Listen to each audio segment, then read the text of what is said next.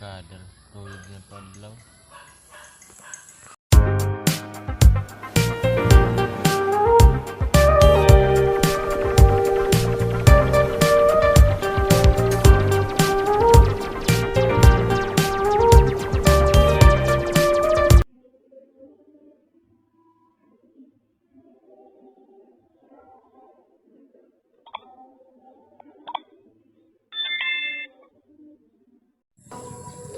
So ayun guys, magandang umaga sa inyo mga kanokis. So guys, ito na ang ating morning routine. Pinaliguan ko ngayon ang aking mga alagang manok. So ayan guys, si Tornado Hatch. Preskong presko kasi bagong ligo. So guys, bali ang oras ngayon is 7 pero ito yung araw nagpapakita na. Painit na siya. So guys, ito naman yung ating Boston sweater. Medyo napapalayo kasi mailap pa. Boston sweater.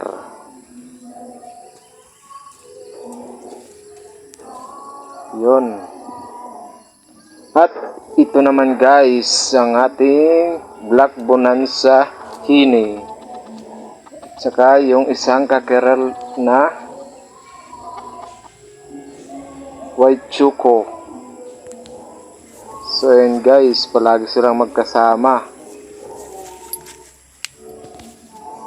Nasanay kasi yung White Choco na andyan si Black Bonanza Hini sa tabi niya. Yun guys, oh, poging-pogi. Bale, ito yung pinakamatapang sa kanila. At ito naman guys, yung Sweater X Gal. So yun guys, yung isa naman yung Black Bonanza Street Comb. At yan po yung puti na White Kelso, yung ganador natin. So yun guys, yung dalawa, si Sweater Gal at saka si Black Bonanza Street Comb.